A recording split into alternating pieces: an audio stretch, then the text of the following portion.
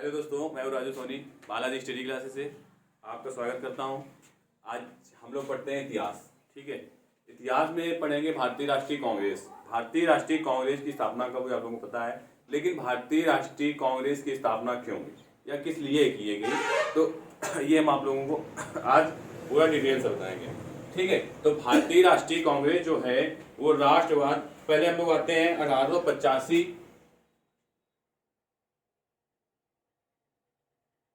से 1905, मतलब 1885 से 1905 भारतीय राष्ट्रीय कांग्रेस की स्थापना 1885 से हुई थी और 1905 तक, जब तक बंगाल का विभाजन नहीं हो गया था तब तक भी भारतीय राष्ट्रीय कांग्रेस चली थी और उसके बाद भी चली थी भारतीय राष्ट्रीय कांग्रेस। तो हम लोग ये देखेंगे भारतीय राष्ट्रीय कांग्रेस की स्थापना कब हुई, आप लोगों को पता है 1885 में। लेकिन क्यों हुई थी, किस कारण से हुई थी, इसके मतलब मेन कारण क्या थे। तो पहला था राष्ट्रवाद। राष्ट्रवाद उत्पन्न करने वाले कारक,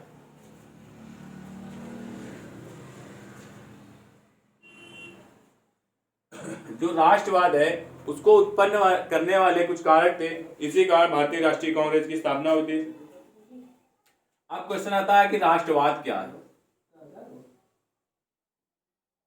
जो राष्ट्रवाद है, राष्ट्रवाद किसे कहते हैं, तो राष्ट्रवाद वह संकल्पना है जो एक भौगोलिक क्षेत्र में, वह संकल्पना है जो एक भौगोलिक क्षेत्र में सॉरी बच्चों, कुछ गले में प्रॉब्लम है। क्षेत्र में रहने वाले लोगों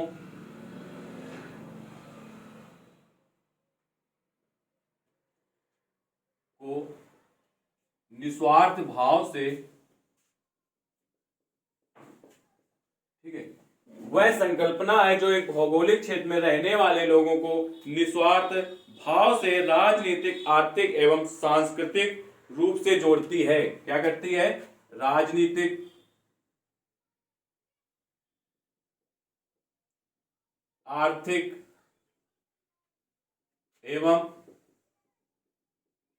सांस्कृतिक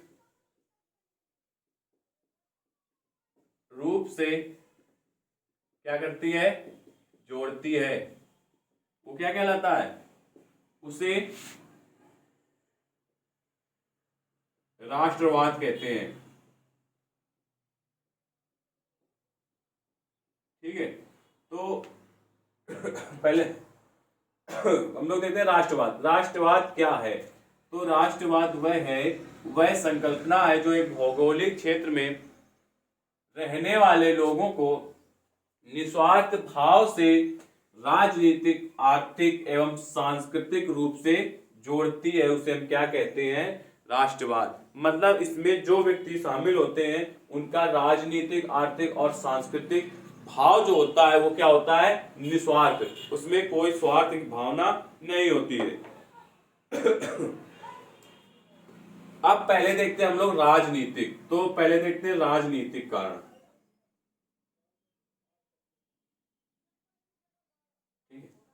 जो राष्ट्रवाद उत्पन्न करने वाला पहला बड़ा राजनीतिक कारण क्या था, तो पहला था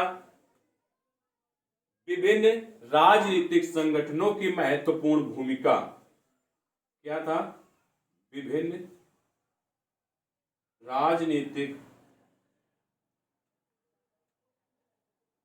संगठनों की महत्वपूर्ण भूमिका। अब ऐसा कौन सा संगठन है जिसकी राष्ट्रवाद उत्पन्न करने में एक महत्वपूर्ण भूमिका रही हो, तो ऐसा राष्ट्रवादी संगठन जैसे कि 1857 का विद्रोह, मतलब इसका एक कारण था जो 1857 का विद्रोह हुआ था, इसका एक मेन कारण था। ठीक है, इसका दूसरा कारण था लॉर्ड डलहौजी की व्यापक नीति। दूसरा कारण था, क्या था, जो लॉर्ड डलहौजी था, लॉर्ड डलहौजी की व्यापगत या हड़प नीति। लॉर्ड डलहौजी ने जो हड़प नीति चालू की थी उसका भी एक राष्ट्रवाद उत्पन्न करने में एक महत्वपूर्ण भूमिका रही थी। और तीसरा था विदेशी शासन की नीतियां।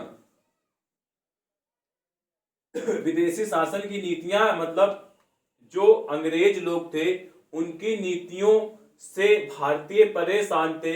इसका एक कारण राष्ट्रवाद को जोड़ता है, मतलब इसका ये कारण राष्ट्रवाद उत्पन्न करने का मेन कारण है। अगला है आर्थिक कारण। ठीक है, अगले पॉइंट की तरफ चलते हैं, आर्थिक कारण।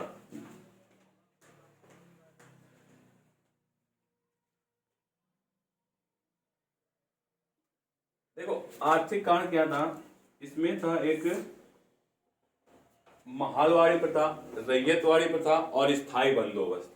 तो इसके मेन कारण क्या थे, पहला था हमारा स्थायी बंदोबस्त,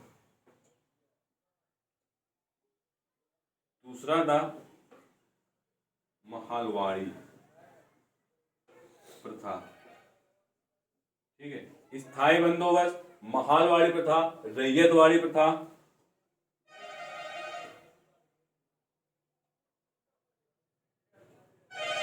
जैसी महत्वपूर्ण भू राजस्व नीतियां।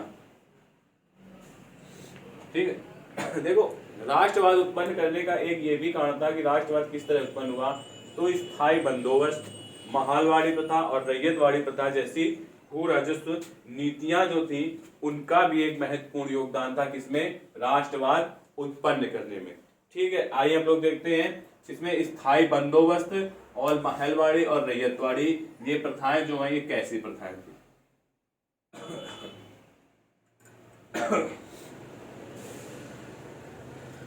ठीक है, पहली हमारी स्थायी बंदोबस्त।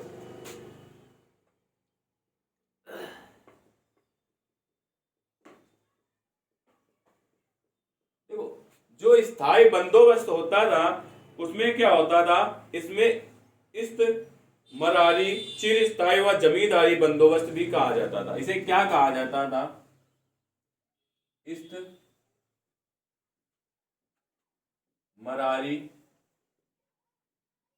चिरस्थायी, ठीक है, वह जमींदारी बंदोबस्त भी कहा जाता था।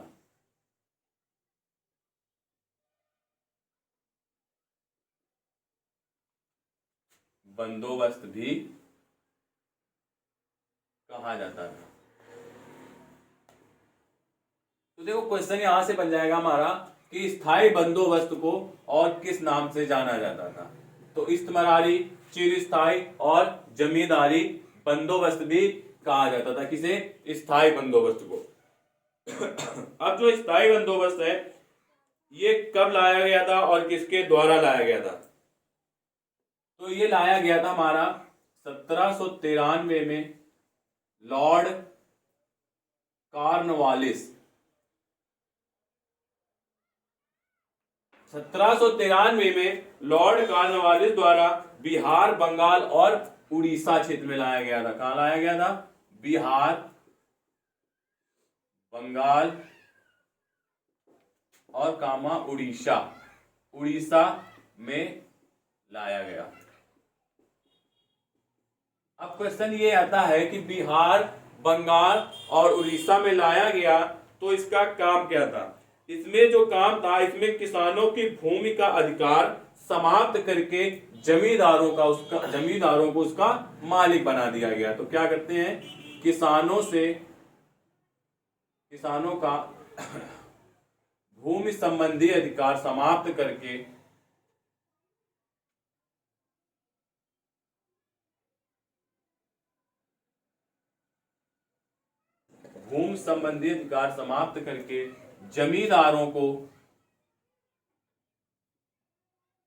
जमींदारों को उसका मालिक बना दिया गया। मालिक बनाया गया। देखो इसमें ये प्रथा क्या थी, ये एक जो स्थायी बंदोबस्त की प्रथा है, यह भी किसको जन्म देती है, राष्ट्रवाद को। ठीक है, राष्ट्रवाद को जन्म देती है। तो स्थायी बंदोबस्त में क्या था, इसको लाया कब गया था, किसके द्वारा लाया गया था, सबसे पहला क्वेश्चन। तो 1793 में लॉर्ड कॉर्नवालिस के द्वारा लाया गया था। और कहाँ कहाँ स्थायी बंदोबस्त लागू हुआ था, बिहार, बंगाल और उड़ीसा में। अब इसके बाद इसमें था क्या, जो किसान थे, उनके जो भूमि संबंधी अधिकार थे उनको समाप्त कर दिया गया और वो अधिकार जमींदारों को दे दिए गए। तो इसे क्या कहते हैं, स्थायी बंदोबस्त, ये लाया गया। ठीक है। अगला हमारा महालवाड़ी पद्धति, ये हो गया दूसरा, महालवाड़ी बंदोबस्त। तो जो महालवाड़ी बंदोबस्त था, ये कहां लाया गया था, इसका कार्य क्या था, तो महालवाड़ी बंदोबस्त, इसके जन्मदाता हॉट मैकेंजी थे। सबसे पहले किसने चालू किया था, तो लिख लेते हैं जन्मदाता हॉट मैकेंजी। ठीक है, ये किसके द्वारा लाया गया था, हॉट मैकेंजी द्वारा लाया गया था।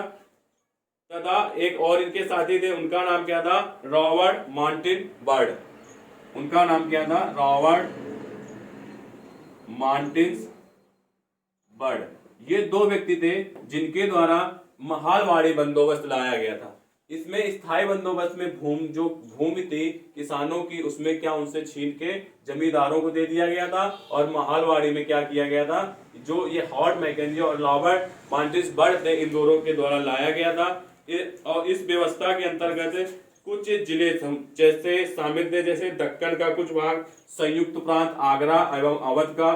तो इसमें लिखते हैं, इसमें लिखते हैं, इसमें कुछ क्षेत्र शामिल था। अब वो क्षेत्र कौन सा था, दक्कन का कुछ भाग, दक्कन का कुछ भाग, संयुक्त प्रांत आगरा और अवध। देखो उत्तर प्रदेश का पहले क्या नाम था, संयुक्त प्रांत आगरा एवं अवध का संयुक्त प्रांत। तो ये महालवाड़ी प्रथा उत्तर प्रदेश और दक्कन के कुछ भागों में लागू की गई थी। इसके बाद और मध्य प्रांत, पंजाब भी इसमें शामिल थे। कौन कौन से शामिल थे, मध्य प्रांत पंजाब, जो ये दो राज्य थे, इसमें महालवाड़ी बंदोबस्त में दक्कन के कुछ भाग, संयुक्त प्रांत आगरा एवं अवध का, मध्य प्रांत और पंजाब के कुछ भाग शामिल थे।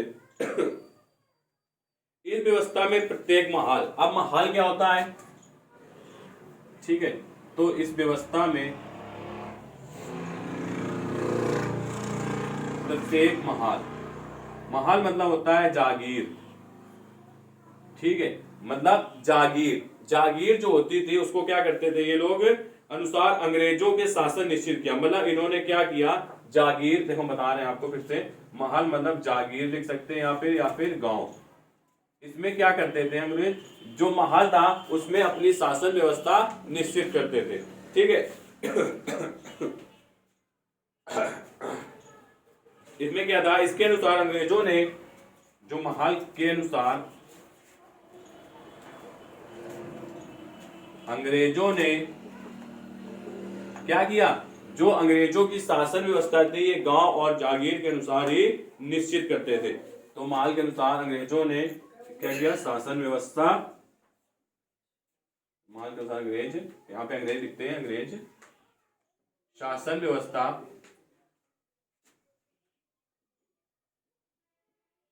निश्चित करते थे। जो उनकी शासन व्यवस्था थी वो महालवाड़ी के अंतर्गत ये क्या करते थे, वहां पे निश्चित करते थे। अंग्रेज जो थे वो क्या करते थे, अपनी ही शासन हर जगह चलाना चाहते थे। ठीक है, तो देखो राष्ट्रवाद का एक कारण हमें निकल के आया स्थायी बंदोबस्त, दूसरा निकल के आया महालवाड़ी बंदोबस्त। अब तीसरा हम लोग चलते हैं तीसरे पॉइंट की तरफ, रैयतवाड़ी व्यवस्था। ठीक है, आप लोग आशा करते हैं समझ में आया होगा। ठीक है, तो अगले पॉइंट की तरफ चलते हैं, जिसका नाम है हमारा रैयतवाड़ी व्यवस्था। अगला पॉइंट हमारा रैयतवाड़ी व्यवस्था। ठीक है, रैयतवाड़ी व्यवस्था। पहला क्वेश्चन है, जो रैयतवाड़ी व्यवस्था थी इसके जन्मदाता कौन थे, मतलब इसको किसने चालू किया था। तो दो व्यक्ति थे, एक थे थॉमस मुनरो और दूसरे थे कैप्टन रीड। ठीक है, मुनरो, तो दो व्यक्ति थे थॉमस मुनरो और कैप्टन रीड, जिन्होंने रैयतवाड़ी व्यवस्था चालू की थी। ठीक है, इसमें क्या था, इस व्यवस्था में मद्रास, तो अब क्वेश्चन ये आता है, जो ये व्यवस्था थी ये कहाँ लागू की गई थी। तो यह व्यवस्था मद्रास एवं मुंबई में लागू की गई थी। मुंबई एवं मद्रास में लागू की गई थी। अब देखो इसमें क्या था,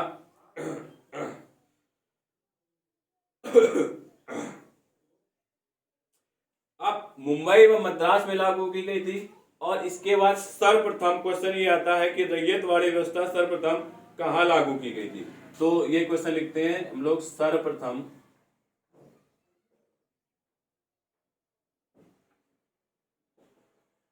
रैयतवाड़ी व्यवस्था वारामहल कहाँ पे पड़ता है, तमिलनाडु में लागू की गई थी, लागू की गई थी। तो देखो, अगर क्वेश्चन आ जाए कि सर्वप्रथम रैयतवाड़ी व्यवस्था कहाँ लागू की गई, तो हमारी तमिलनाडु में, और किस क्षेत्र में लागू की, तो मद्रास और मुंबई प्रेसिडेंसी में। ठीक है, इसके अंतर्गत प्रत्येक जमीन धारक, जो इसके अंतर्गत होता था, जो जमीन धारक थे उसमें क्या था, प्रत्येक जमीन, इसलिए लिख लेते हैं हम लोग, इसके अंतर्गत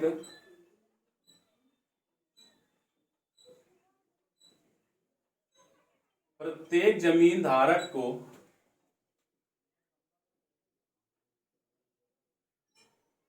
भूस्वामी बनाकर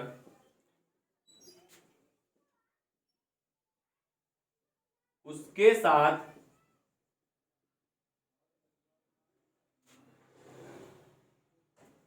लगान की शर्तें रखी गई। क्या की गई, लगान की शर्तें रखी गई। तो लगान की शर्तें तय की गई या रखी गई। तो आप देखो, क्वेश्चन आप लोगों को समझ में आया होगा। यहां से फिर से रैयतवाड़ी व्यवस्था थॉमस मुनरो एवं कैप्टन रीड ने चालू की थी, मद्रास एवं मुंबई प्रेसिडेंसी में चालू हुई थी। ठीक है, दूसरा है सर्वप्रथम रैयतवाड़ी व्यवस्था किस जगह चालू हुई थी, तो उस जगह का नाम है वारामहल, तमिलनाडु में जगह पड़ती है, वहां पे चालू हुई थी। इसके बाद इसके अंतर्गत जो रैयतवाड़ी व्यवस्था थी ये थी क्या, तो रैयतवाड़ी व्यवस्था के अंतर्गत प्रत्येक जमीन धारक को, जिसके पास जमीन थी, उनको भूस्वामी बना दिया गया, और जब बना दिया गया तो उसके साथ जो भूस्वामी बन गया तो उसके साथ लगान की शर्तें पूरी कर दी गई। ठीक है, लगान की शर्तें रखी गई। आइए आगे चलते हैं हम लोग। इसके बाद आते हैं हम लोग धन का निष्कासन।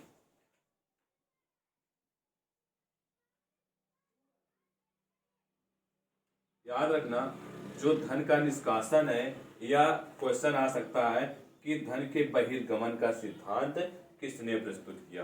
तो धन के निष्कासन की दिशा में सर्वप्रथम किसने प्रयास किया, तो सर्वप्रथम किसने प्रयास किया, पता होगा आप लोगों को, वो थे हमारे व्यक्ति दादा भाई नौरोजी।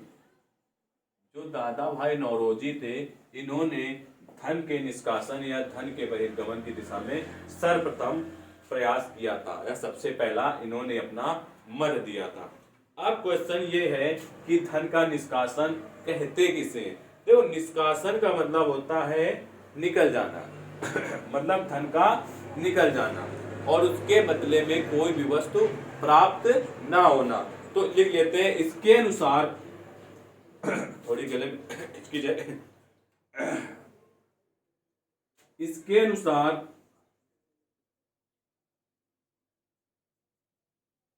भारतीय संपदा का कुछ भाग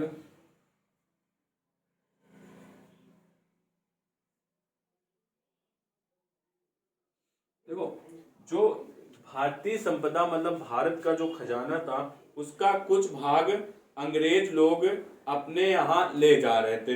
तो भारतीय संपदा का कुछ भाग अथवा कुल वार्षिक, इसमें लिख लेते हैं कुछ भाग अथवा कुल वार्षिक उत्पाद देखो, इसके अनुसार भारतीय संपदा, जो भारत की संपदा थी, उसका कुछ भाग या कुल वार्षिक या फिर उनके जो एक वर्ष में जो उत्पाद होता था उसका, ठीक है, ब्रिटेन को निर्यात कर दिया जाता था। क्या कर दिया जाता था? ब्रिटेन को भेज दिया जाता था।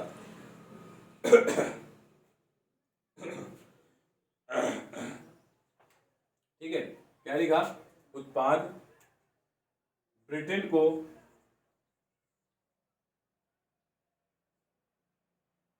भेज दिया जाता था और इसके बदले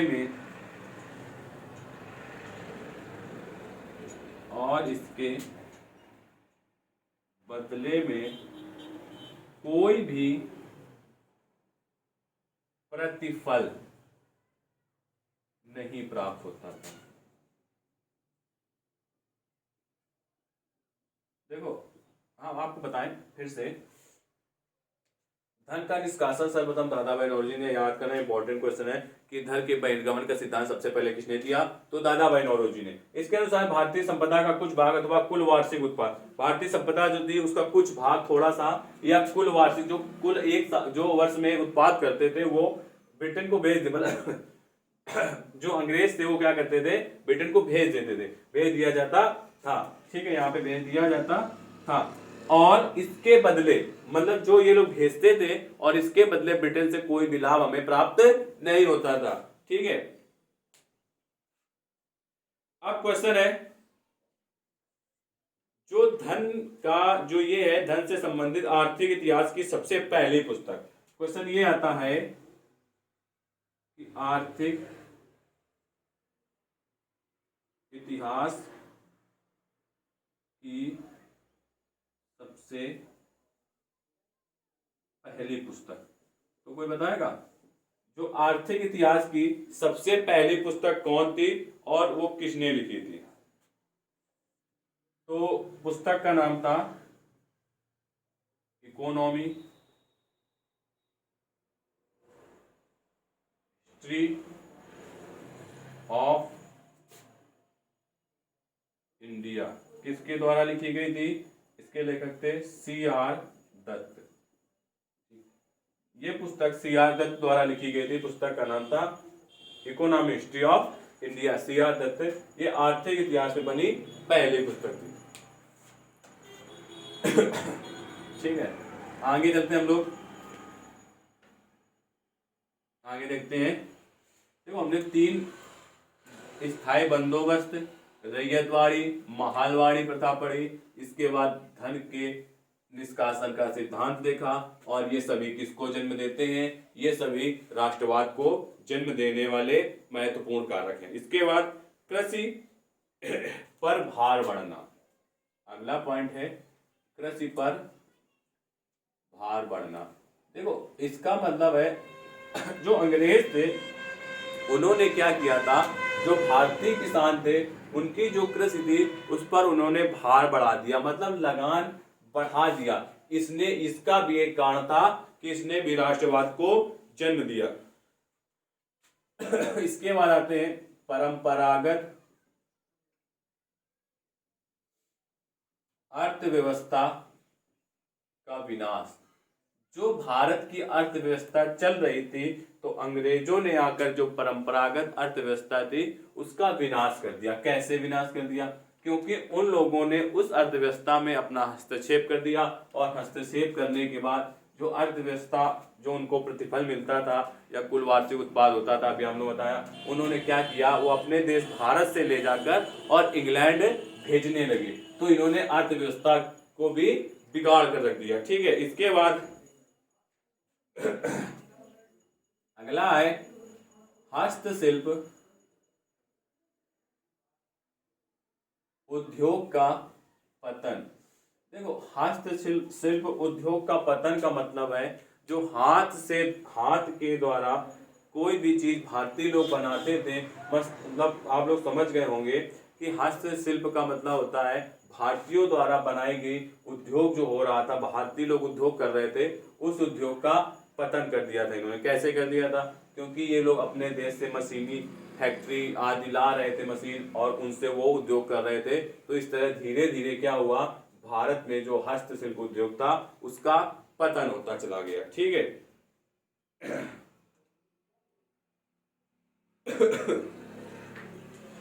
अब अगला चलते हैं हम लोग प्रेस एक्ट की तरफ।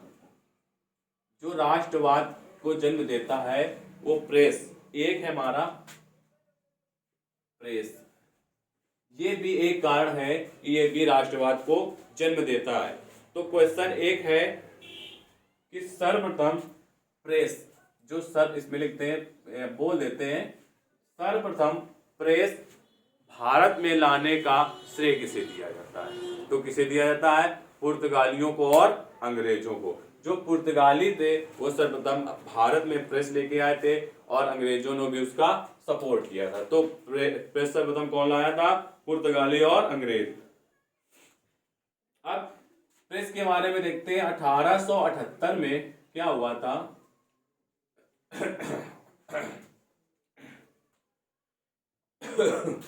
Lord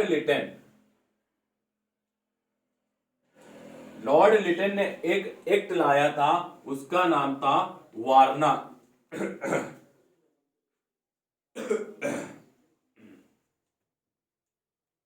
Varna क्यूलर press act. अब क्वेश्चन यहां पे फिर एक बनता है कि वारना क्यूलर प्रेस एक्ट कौन लाया था? तो कौन लाया था? लॉर्ड लिटन। ये वारना क्यूलर प्रेस एक्ट लेके आए थे। इसमें क्या हुआ था? इसका क्या था? जो स्थानीय भाषा के समाचार पत्र थे,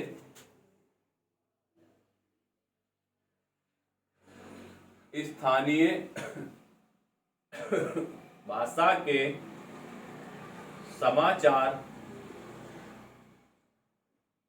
पत्रों पर प्रतिबंध लगाना। इसने क्या किया था?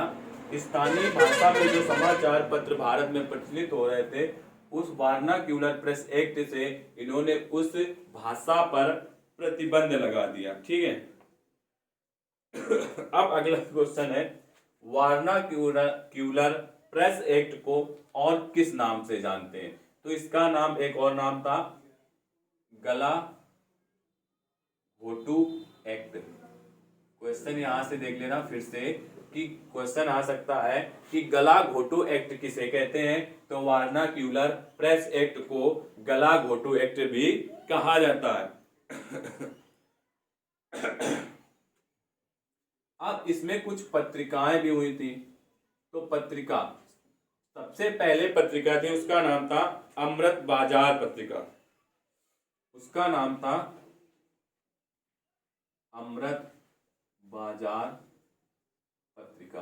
किसके द्वारा प्रकाशित की गई थी? उनका नाम था शिशिर कुमार घोष। जो अमृत बाजार पत्रिका है उसको किसने प्रकाशित किया था, मतलब किसने लिखा था? तो शिशिर कुमार घोष थे, उन्होंने अमृत बाजार पत्रिका का संपादन किया था। और इनके साथ एक व्यक्ति और थे, उनका नाम था शिशिर कुमार घोष और मोतीलाल, हाँ बताइए, मोतीलाल नहीं, नेहरू नहीं थे, मोतीलाल घोष। इन दोनों ने क्या किया था, अमृत बाजार पत्रिका का संपादन किया था। इसके बाद एक और आई थी the Bengali, the Bengali, the Bengali पुस्तिका। इसको किसने लिखा था, सुरेंद्र नाथ बनर्जी। द बंगाली पत्रिका का संपादन किसने किया था, सुरेंद्र नाथ बनर्जी। एक और थी संजीवनी, ये कौन थे, कृष्ण कुमार,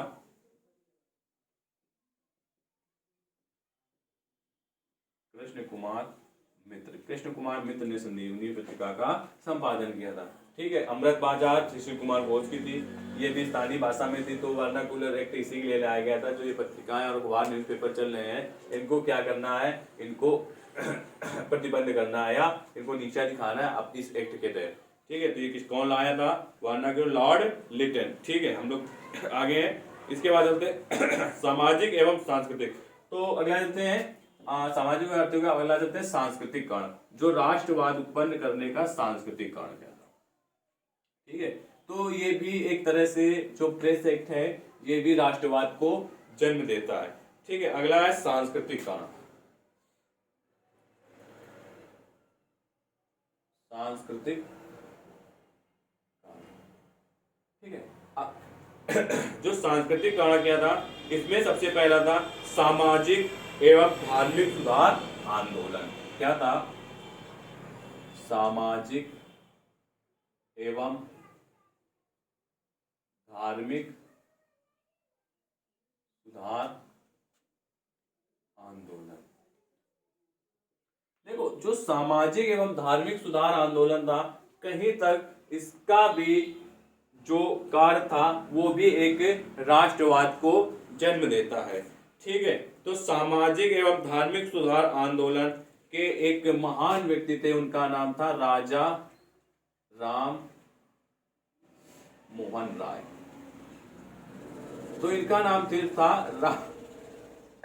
राम मोहन राय, इनको राजा की उपाधि दी गई थी, तो इनका नाम हो गया था पूरा नाम राजा राम मोहन राय। अब जो राजा राम मोहन राय थे, उन्होंने भी कहीं तक सामाजिक और धार्मिक सुधार आंदोलन का क्या किया है, उसमें भाग लिया और एक राष्ट्रवाद को जन्म दिया है। ठीक है, तो इसमें राजा राम मोहन राय 1779, जो ये डेट है हमारी 1779, ये कौन सी डेट है, कोई बताएगा? और 1833, तो ये हमारी राजा राम मोहन राय का जन्म कब हुआ था, 1779, और मृत्यु कब हुई थी, 1833। ठीक, अगला चलते हैं। और जो राजा राम मोहन राय थे, ये मूर्तिवाद के विरोधी थे। ठीक है, ये क्या थे, मूर्तिवाद के विरोधी। क्वेश्चन आ सकता है कि कौन सा समाज सुधारक मूर्तिवाद का विरोधी रहा है, तो राजा राम मोहन राय। इन्हें नव जागरण का अग्रदूत भी कहा जाता था। क्या लिखते हैं, नव जागरण का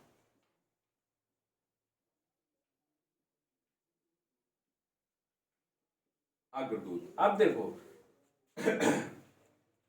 क्वेश्चन फिर से, राजा राम मोहन राय को क्या कहा जाता है, नव जागरण का अग्रदूत, या फिर क्वेश्चन आ सकता है कि नव जागरण का अग्रदूत किसे कहते हैं। आपके पास 4 ऑप्शन होंगे, उसमें से एक राजा राम मोहन राय भी है, तो हम लोगों को राजा राम मोहन राय सही कर देना है। नव जागरण अग्रदूत राजा राम मोहन राय को कहा जाता है। ठीक है, नव जागरण का अग्रदूत, सबसे पहले इन्होंने नव जागरण के रूप में कार्य किया। ठीक है, इसके बाद हम लोग चलते हैं, इन्होंने मूर्ति पूजा का विरोध किया। अगले चलते हैं, इन्होंने 1815 में आत्मीय सभा, एक सभा थी, उन्होंने 1815 में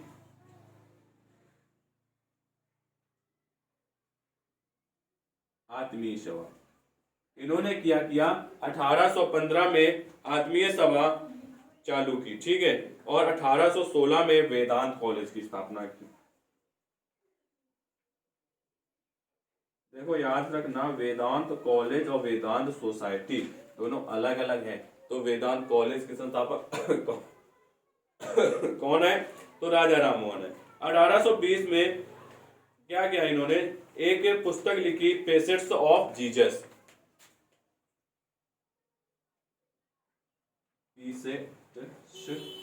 ऑफ जीसस, इन्होंने पुस्तक लिखी पेसेट्स ऑफ जीसस, बोला पेसेट्स ऑफ जीसस। 1820 में इन्होंने पुस्तक लिखी। और जो 1800 जो ये पुस्तक थी, 1823 ईस्वी में प्रीसेप्ट्स ऑफ जीसस जॉन डिग्वी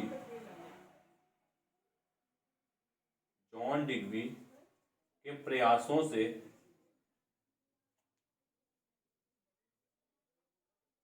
प्रकाशित हुई। मतलब ये पुस्तक लिखी गई 1820 में, जो 1823 में ईस्वी में जे पेसेट्स ऑफ जीसस जॉन डिग्वी थे, उनके प्रयासों से ये पुस्तक प्रकाशित की गई। इसके बाद 1828 में आप लिख देते हैं, 1828 ईस्वी में राजा राम मोहन राय ने क्या किया? ब्रह्म समाज की स्थापना की। ठीक है, इंपॉर्टेंट क्वेश्चन है, याद रख लेना कि ब्रह्म समाज की स्थापना किसने की? तो राजा राम मोहन राय ने। कब की? तो कब की थी इन्होंने? 1828 में। और ये क्यों की थी? तो क्यों की थी? हिंदुओं में हिंदू धर्म सुधार लाने के लिए,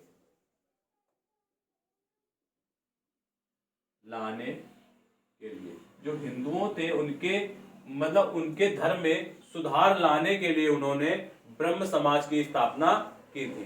ठीक है, अगले पॉइंट की तरफ चलते हैं। इन्होंने शिक्षा के क्षेत्र में एक काम किया था। इन्होंने इन्होंने शिक्षा के क्षेत्र में 1817 में कलकत्ता में डेविड हेयर के सहयोग से हिंदू कॉलेज की स्थापना की थी। तो लिखते हैं 1817 में कलकत्ता में डेविड हेयर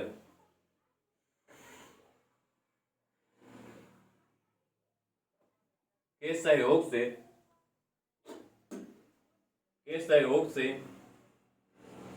1817 में कलकत्ता में डेविड हेयर के सहयोग से एक उसका नाम था कॉलेज का हिंदू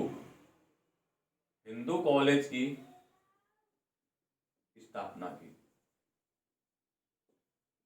ठीक है, तो याद रखना हिंदू कॉलेज की स्थापना किसने की थी?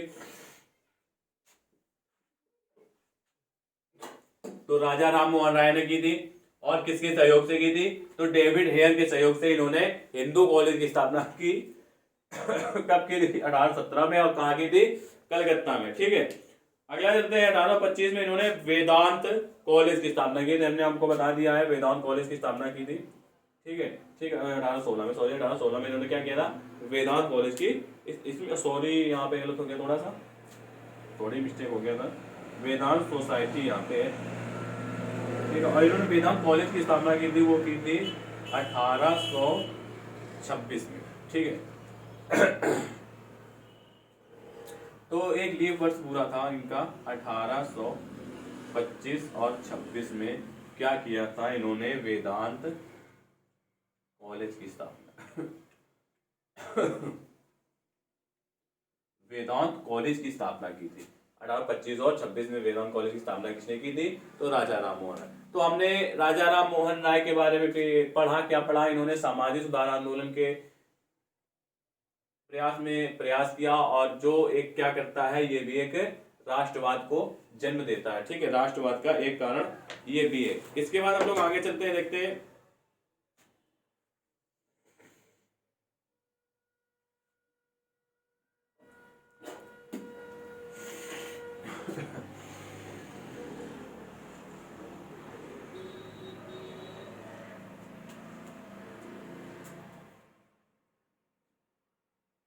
आगे देखते हैं हम लोग।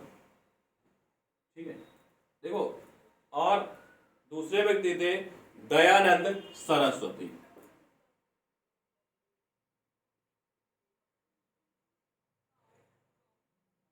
ठीक है, राजा राम मोहन राय और एक दयानंद सरस्वती थे। इन्होंने भी सांस्कृतिक मतलब धार्मिक सुधार आंदोलन के रूप मतलब कार्य किया था। ठीक है, इन्होंने क्या किया था, सामाजिक एवं धार्मिक सुधार के दिशा में भी काम किया था। तो इन्होंने कब किया था, 1824 में इनका जन्म हुआ था, 1883 में इनकी मृत्यु हुई थी। तो 1824 क्या हुआ था, जन्म, और मृत्यु इनकी कब हुई थी, 1883 में इनकी मृत्यु हो गई थी। ठीक है, 24 से 83 तक। इनके बचपन का नाम क्या था, इनके बचपन का नाम मूल शंकर था। बचपन का नाम मूल शंकर। ठीक है, तो जो दयानंद सरस्वती थे, इनके बचपन का नाम मूल शंकर था। स्वामी पूर्णानंद ने दयानंद सरस्वती, हाँ एक व्यक्ति थे, एक इनके गुरु थे। ठीक है, गुरु भी थे और इनके एक स्वामी भी थे, जो इन्होंने जिनको माना था, उनका नाम था पूर्णानंद। तो यहाँ पे लिखते हैं स्वामी पूर्णानंद ने इन्हें दयानंद सरस्वती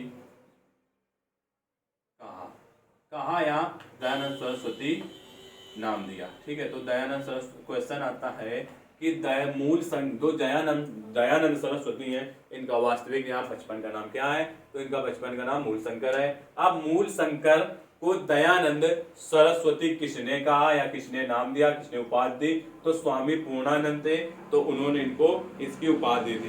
ठीक है, इनके जो गुरु थे उनका नाम क्या था, उनका नाम था स्वामी विरजण।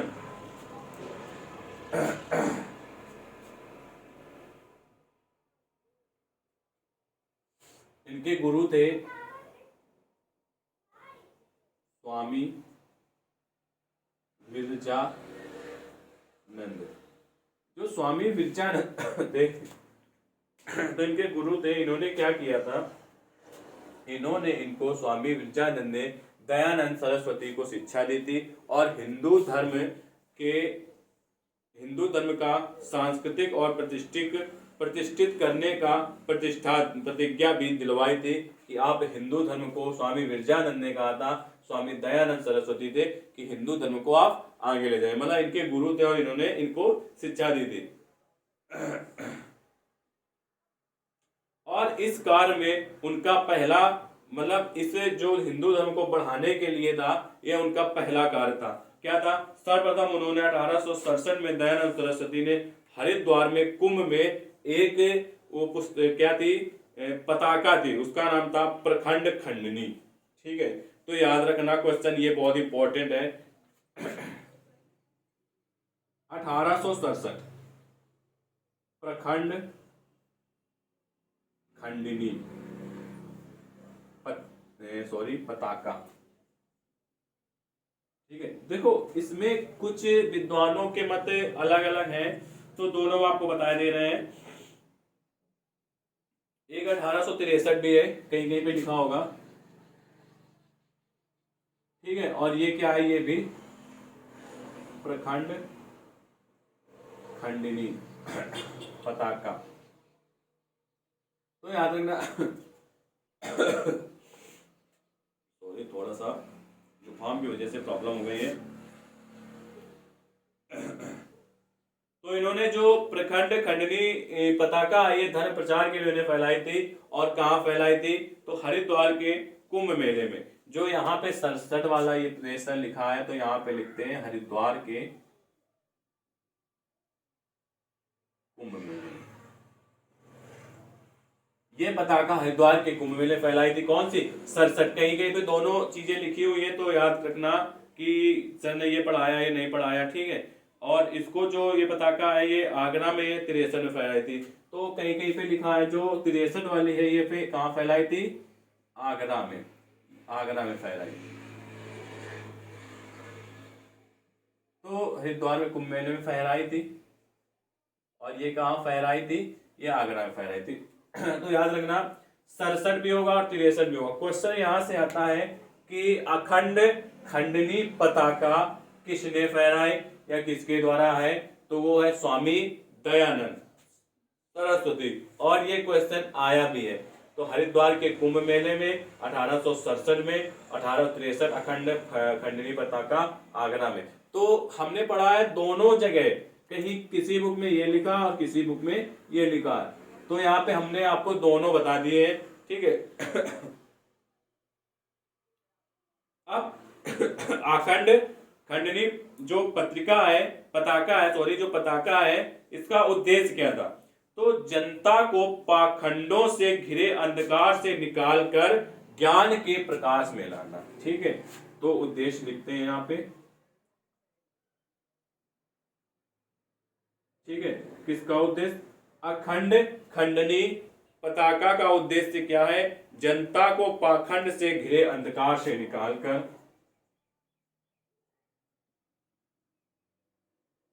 पाखंड से घिरे अंधकार से निकालकर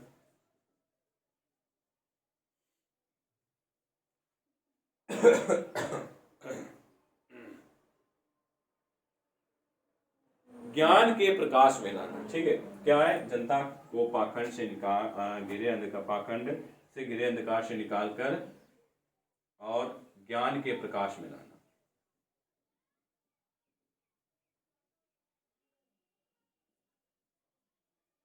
ठीक है, तो इसका उद्देश्य क्या था, जो जनता थी वो पाखंडों से, इनका मानना था कि पाखंडों से घिरी हुई है, तो उन पाखंडों से निकालकर और उन्होंने क्या किया, एक ज्ञान का प्रकाश में जनता को लाना चाहा, कि जनता को थोड़ा सा ज्ञान देने की इन्होंने कोशिश की। अब इन्होंने 1875 में आर्य समाज की स्थापना की, ठीक है। आर्य समाज, क्वेश्चन है आर्य समाज की स्थापना कब की गई, तो 1875 में। कहाँ की गई, बंबई में। कहाँ की गई, बंबई में। और किसने की, क्वेश्चन है आर्य समाज की स्थापना कहाँ की, सॉरी आर्य समाज की स्थापना कब की गई, 1875 में। कहाँ की गई, बंबई में। और किसने की, तो किसने की, दयानंद सरस्वती, ठीक है। अब इसका जो मुख्यालय था आर्य समाज का, वो कहां था, ठीक है, तो वो 1877 में लाहौर में। क्या था, मुख्यालय, जो मुख्यालय था इसका वो कहां था, लाहौर में। मुख्यालय कहां बनाया गया, लाहौर में। किसका, अब देखो यहां से 3-4 क्वेश्चन एक साथ बनने हैं। पहला, आर्य समाज, आर्य समाज की स्थापना किसने की, दयानंद सरस्वती ने। कहाँ की, मुंबई में। कब की, 1875। इसका मुख्यालय कहाँ है, तो लाहौर में। और कब बनाया गया मुख्यालय, तो 1877 ईस्वी में इसका मुख्यालय बनाया गया था। अब आर्य समाज जो था वो कहाँ फैला हुआ था, तो आर्य समाज पंजाब और उत्तर प्रदेश क्षेत्र में अधिक फैला हुआ था। तो आर्य समाज जो था पंजाब और उत्तर प्रदेश के क्षेत्रों में फैला, सर्वाधिक फैला था, ठीक है। क्या लिखेंगे, सर्वाधिक फैला। तो आर्य समाज, जो आर्य समाज था उत्तर प्रदेश और पंजाब के क्षेत्र में अधिक विकसित हुआ था, ठीक है। या अधिक फैला था, या यहाँ पे सर्वाधिक लोकप्रिय था, ये भी लिख सकते हैं, कहीं कहीं पे यहाँ पे लिख सकते हैं लोकप्रिय। हाँ, तो आर्य समाज को मानने वाले सर्वाधिक लोग कहाँ थे, पंजाब और उत्तर प्रदेश के थे, ठीक है। अब इन्होंने क्या किया था, वेदों की ओर लौटो का नारा स्वामी दयानंद सरस्वती ने दिया था। इंपॉर्टेंट क्वेश्चन है, कई बार एग्जाम में भी पूछा जा चुका है, ठीक है। तो आगे देखते हैं।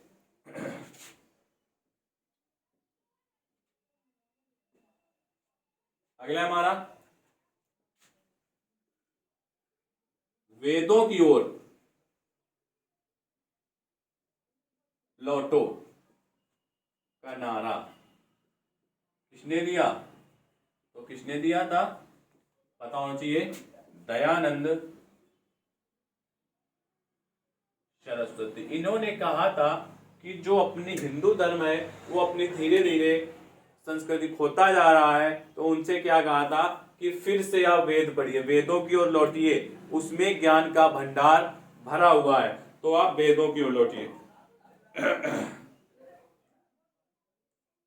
अब इन्होंने क्या किया था, छुआछूत और जाति व्यवस्था को नहीं माना या प्रहर करके वर्ण व्यवस्था का समर्थन किया था। क्या किया था, छुआछूत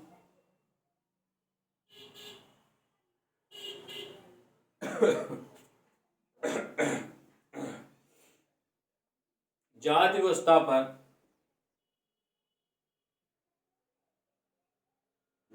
पर प्रहर कर वर्ण व्यवस्था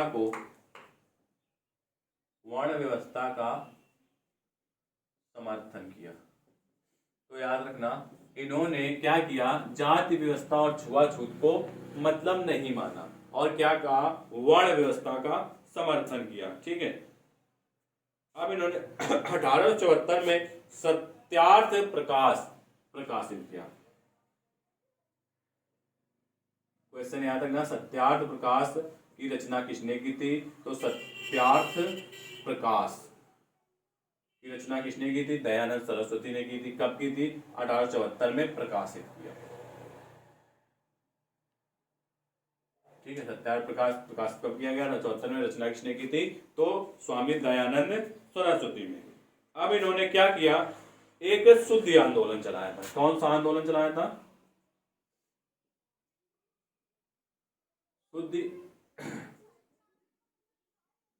शुद्धि आंदोलन। जो शुद्धि आंदोलन था ये क्या था, ये था देखो, पहली बात याद रखना कि शुद्धि आंदोलन चलाया किसने था। क्वेश्चन इंपॉर्टेंट, थोड़ा सा याद रखना कि शुद्धि आंदोलन किसके द्वारा चलाया गया।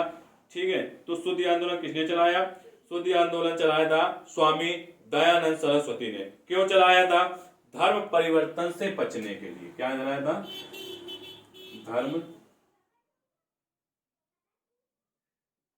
परिवर्तन से बचने के लिए। धर्म परिवर्तन मतलब, जो ईसाई थे, ईसाई मतलब ब्रिटेन के निवासी, ईसाई मतलब ब्रिटेन के निवासी, जो इंग्लैंड के निवासी थे, इंग्लैंड हम ब्रिटेन ने कब्जा किया था, अंग्रेज थे, वो ईसाई थे। ठीक है, तो वो क्या कर रहे थे, हिंदुओं का या भारतीयों का जो दुर्बल और गरीब व्यक्ति थे या अच्छा व्यक्ति थे, उनका क्या कर रहे थे, धर्म परिवर्तन कर रहे थे। और कुछ लोग तो स्वेच्छा से भी धर्म परिवर्तन हो रहे थे ईसाई धर्म में। तो इन्होंने क्या किया, इस धर्म परिवर्तन से बचने के लिए एक शुद्धि आंदोलन चलाया था। ठीक है, तो याद रखना शुद्धि आंदोलन किसने चलाया था, इन्होंने क्या किसने चलाया था, स्वामी दयानंद सरस्वती ने। अब इन्होंने एक काम और किया था, हिंदी को सर्वप्रथम, इन्होंने हिंदी को सर्वप्रथम राष्ट्रभाषा के रूप में स्वीकार किया था। तो याद रखना, हिंदी को सर्वप्रथम राष्ट्रभाषा के रूप में किसने स्वीकार किया, हिंदी को सर्वप्रथम राष्ट्रभाषा के रूप में स्वीकार किया।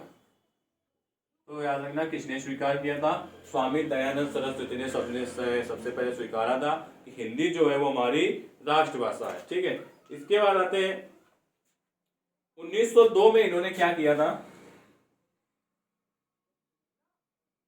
ठीक है, तो 1902 में इन्होंने नहीं किया था, क्योंकि ये तो 1902 तक रहे ही नहीं थे। ठीक है, इन्होंने ये 1883 तक ही रहे थे। तो पहले यहाँ पे एक चीज और लिख लेते, गौर अच्छा समिति की स्थापना। तो याद रखना, गौर अच्छा समिति की स्थापना कितने की थी तो दयानंद सरस्वती ने। अगला इन्हीं से कुछ संबंधित है, जो ये था स्वामी दयानंद का। तो इन्होंने, इनके जो मानने वाले थे वो दो व्यक्ति थे, स्वामी श्रद्धानंद और मुंशीराम। ठीक है, स्वामी श्रद्धानंद और मुंशीराम, श्रद्धानंद और दूसरे थे हमारे मुंशीराम। ये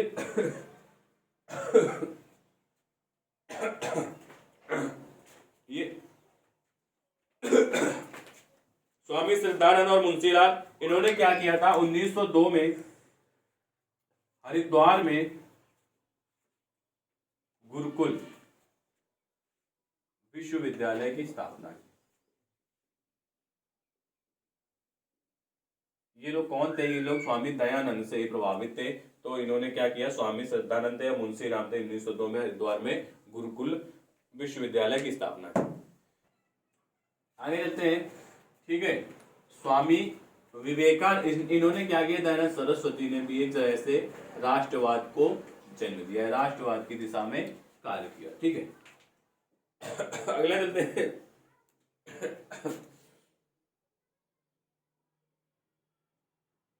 स्वामी विवेकानंद। अब अगला है स्वामी विवेकानंद जो थे, इनका सबसे पहला जन्म 1862 और 1902। जन्म कब हुआ था? 1862 और मृत्यु 1902 में। तो याद रखना, स्वामी विवेकानंद का जन्म 1862 में हुआ था और मृत्यु 1902 में होती। अब स्वामी विवेकानंद जो थे, इनके गुरु का क्या नाम था? इंपॉर्टेंट क्वेश्चन है, इनके गुरु का क्या नाम था? तो इनके गुरु का नाम था रामकृष्ण परमहंस। रामकृष्ण परमहंस। अब देखो, जो ये गुरु थे रामकृष्ण परमहंस, ये क्या करते थे? ये जो कलकत्ता है, कलकत्ता में काली मंदिर के पुजारी थे। याद रखना, कहते हैं ना कलकत्ता काली मंदिर प्रसिद्ध है ना, जय काली कलकत्ते वाली। तो ठीक है, कलकत्ता में काली मंदिर के पुजारी थे। कौन थे? रामकृष्ण परमहंस, ठीक है। इसके बाद इनके बचपन का नाम, स्वामी विवेकानंद जो थे, इनके बचपन का नाम क्या था?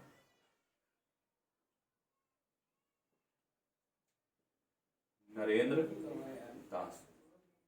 देखो, स्वामी विवेकानंद के बचपन का नाम याद रखना, क्वेश्चन आता है कि नरेंद्र दास किसके बचपन का नाम था, या स्वामी विवेकानंद के बचपन का नाम क्या था? तो वो था नरेंद्र दास। अब जब इनका नरेंद्र नाम था, तो बाद में खेतड़ी के राजा ने इन्हें सलाह दी। क्या दी? कि वे अपना नाम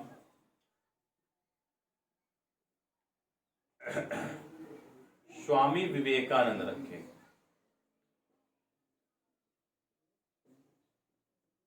ठीक है, क्वेश्चन फिर से इंपॉर्टेंट है कि स्वामी विवेकानंद जो नरेंद्र दास थे, स्वामी विवेकानंद का नाम स्वामी विवेकानंद किसने रखा था? तो किसने रखा था? खेतड़ी के राजा थे, उन्होंने उनको सलाह दी थी इनका नाम क्या रखें? स्वामी विवेकानंद अपना नाम रखिए। ठीक है, इसके बाद चलते हम लोग, स्वामी विवेकानंद को स्वामी की उपाधि किसने दी थी? तो किसने स्वामी की उपाधि दी थी? क्या नाम था? फिर वही खेतड़ी के राजा, जो खेतड़ी के राजा थे, इन्होंने उनको उपाधि दी। अब इसके बाद 1893 में इन्होंने एक काम किया था, बहुत ही महत्वपूर्ण कार्य है। 1893 में इन्होंने कार्य किया था, प्रथम विश्व धर्म सम्मेलन। प्रथम विश्व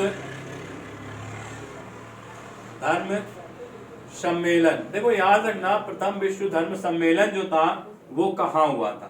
तो वो था शिकागो में।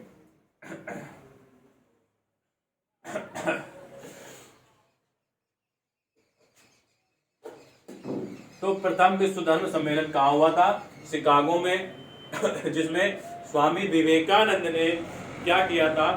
भारतीय हिंदू धर्म का प्रतिनिधित्व किया था, जिसमें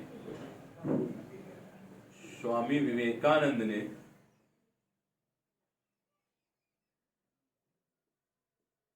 भारतीय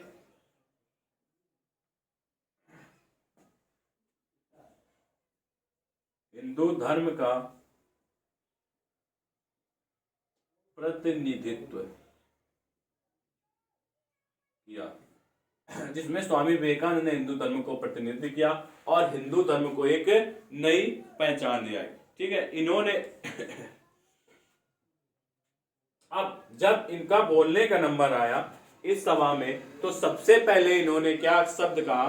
तो इन्होंने सबसे पहले कहा, मेरे प्यारे अमेरिकी भाई बहनों। ठीक है, जब इन्होंने ये शब्द कहा तो वहां पे जो सभा थी, ठीक है, तो वहां की जनता में उत्साह जागृत हो गया। और इन्होंने कहा, तो इनमें लिख देते हैं पहला शब्द। इन्होंने इस सभा में पहला शब्द क्या कहा? मेरे प्यारे अमेरिकी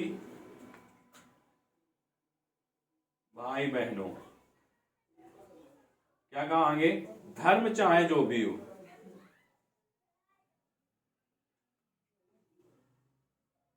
ठीक है। धर्म चाहे जो भी हो, धर्म का एकमात्र उद्देश्य है कि व्यक्ति को ईश्वर से जोड़ना। धर्म का एकमात्र उद्देश्य है कि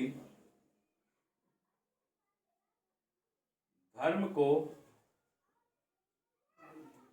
सॉरी, यहाँ पे एक उद्देश्य है कि व्यक्ति को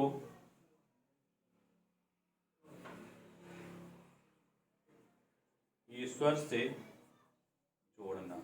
मतलब इन्होंने किसी भी धर्म को श्रेष्ठ नहीं बताया। इन्होंने ये कहा कि धर्म चाहे जो भी हो, हर धर्म का सिर्फ एक ही उद्देश्य होता है, और वो उद्देश्य क्या है? कि जो व्यक्ति है उसको ईश्वर से जोड़ना, ठीक है। इससे क्या हुआ? जब इन्होंने यह कहा तो इससे क्या हुआ? इससे विश्व में भारतीय हिंदू धर्म को एक नई पहचान मिली। क्या मिला? एक नई पहचान मिली। अब ये धर्म सभा जो थी, इसमें हर देश के, हर धर्म के प्रतिनिधित्व आए थे, और भारत की तरफ से प्रतिनिधित्व किसने किया था? तो स्वामी विवेकानंद ने किया था। तो याद रखना, ठीक है। पहला विश्व धर्म सम्मेलन था वो कहाँ हुआ था?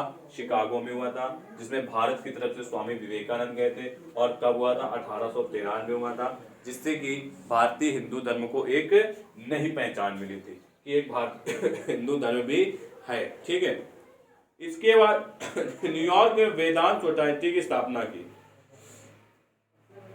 इसके बाद क्या किया? सॉरी, आगे लिखते हैं लोग, समझ में आया हुआ ये, ठीक है।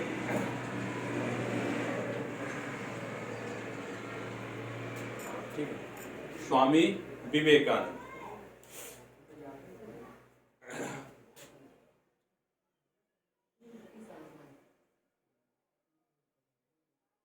इसके बाद इन्होंने क्या किया? न्यूयॉर्क में वेदांत सोसाइटी की स्थापना की।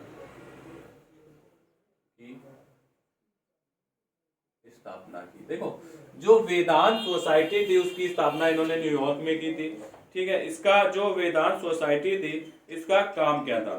तो इसका उद्देश्य था धर्म दर्शन का प्रचार करना, ठीक है। जिसका उद्देश्य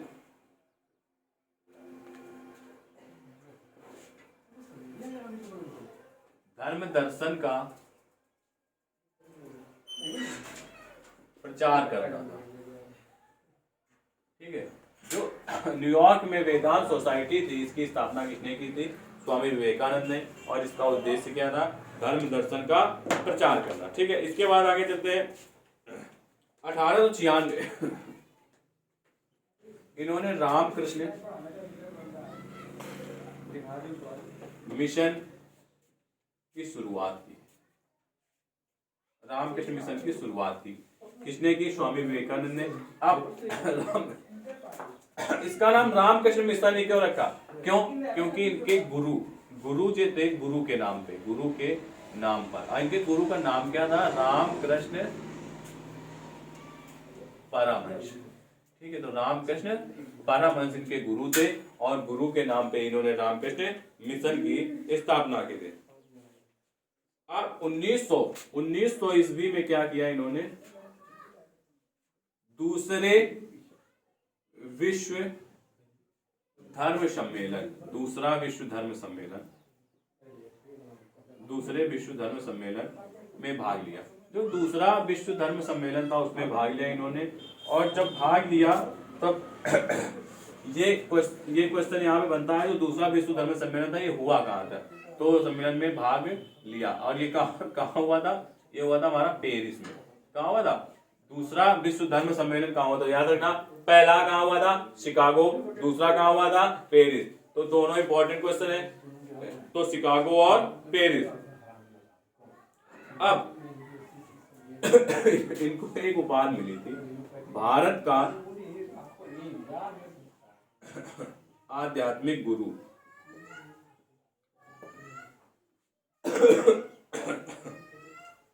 भारत का आध्यात्मिक गुरु किसे कहते हैं? तो याद रखना, भारत का आध्यात्मिक गुरु किसे कहते हैं? तो स्वामी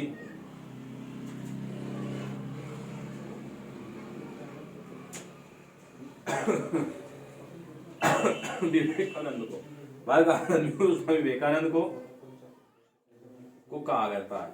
ठीक है, कहा जाता है। अब क्वेश्चन ये है, जो भारत का आध्यात्मिक गुरु स्वामी विवेकानंद को कहा जाता है, तो भारत का आध्यात्मिक गुरु कहा किसने था स्वामी विवेकानंद को? तो किसने कहा था? सुभाष चंद्र बोस। ठीक है, तो किसने कहा था? सुभाष चंद्र बोस। तो दोस्तों आशा करते हैं कि आज की वीडियो आप लोग समझ में आई होगी। इसके बाद हम लोग आगे पढ़ेंगे, इसमें जो क्या कहते हैं, ये जो इतिहास है हमारा, राष्ट्रवाद है, तो इसमें विदेशी तत्वों की कुछ भूमिका थी, वो हम लोग अगली क्लास में पढ़ेंगे। ठीक है, तो आज के लिए इतना ही। तो मेरे चैनल को लाइक करें, सब्सक्राइब करें और शेयर करें और कमेंट करें बिल्कुल, और बताएं कैसा लगा।